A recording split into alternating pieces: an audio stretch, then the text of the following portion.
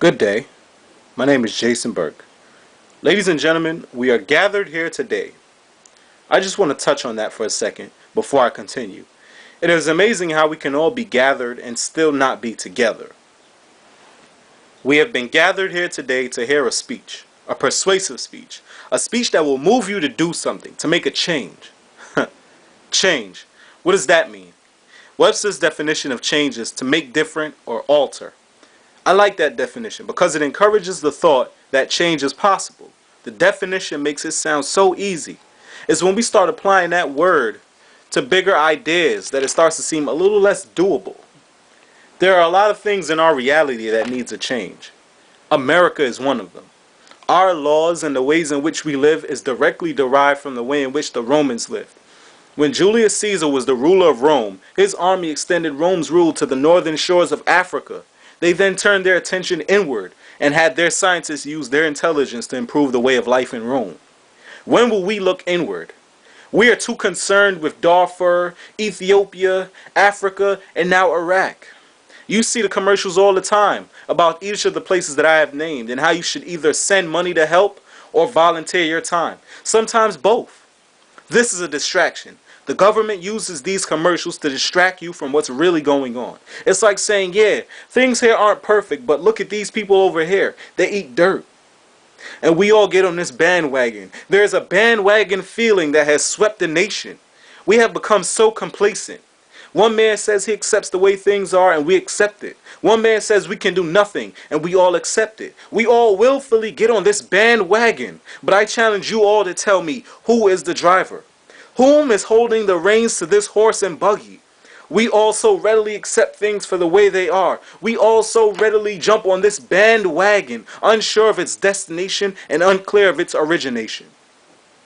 Well, let me tell you today, our political leaders are the drivers of this bandwagon. There isn't one driver. They all work cohesively to drive their points home and make you accept what they say is truth. Now, I know that there are multiple drivers because I see the signs. Not that you all are blind, just momentarily blinded. The driver appears to never sleep because the bandwagon never stops. So these drivers must be running shifts. There is no direct communication between the driver and the passengers. There's always a messenger. And every time I see him, he has a different face. Ladies and gentlemen, we are all being misled. Harry Houdini died and has been reincarnated as our government. It's all smoke and mirrors. In Chicago, Illinois, they took all of the urban public assistance recipients and put them in one building and called it a project. One recording artist for Def Jam, Jay-Z, birth name Sean Carter, said they call a project because it's a project, an experiment wherein it only is objects. Let that sink in for a while.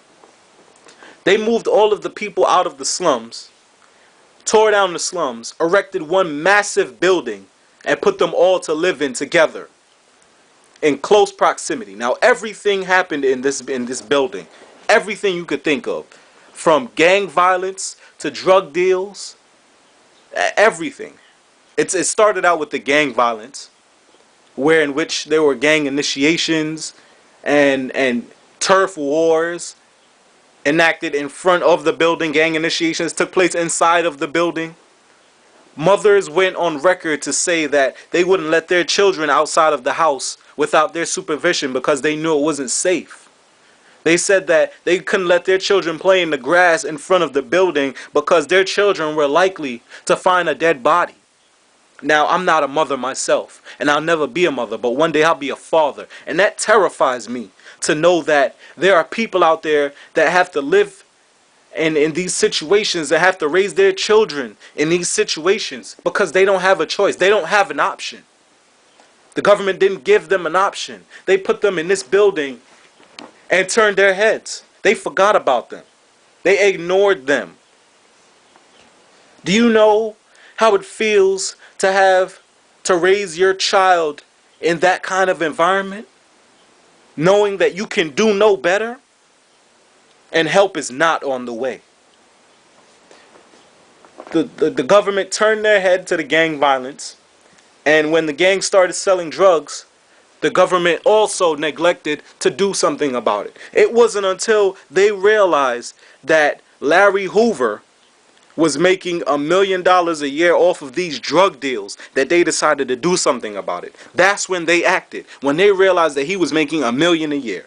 The same thing happened in South Central LA with the Mexicans, with the violence, the drug deals, and the money.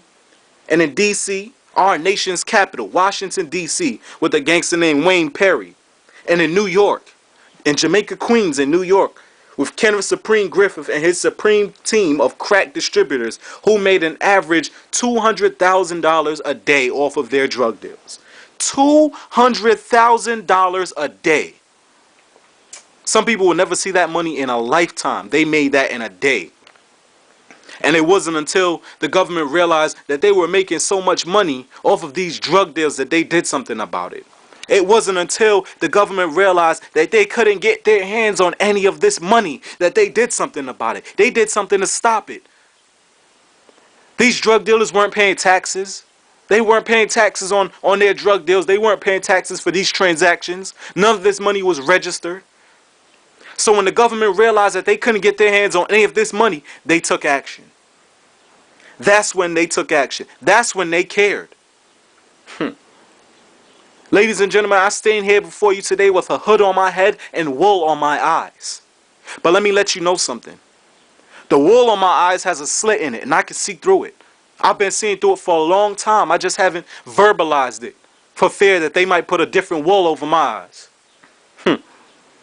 I'm looking through this slit and this wool over my eyes, and what I see is atrocious. What I see is deplorable. We need change.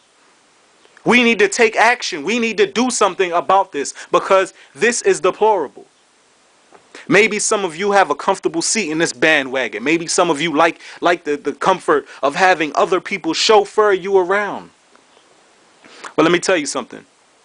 What I see is a government full of elected officials that we put in office to have a voice for us.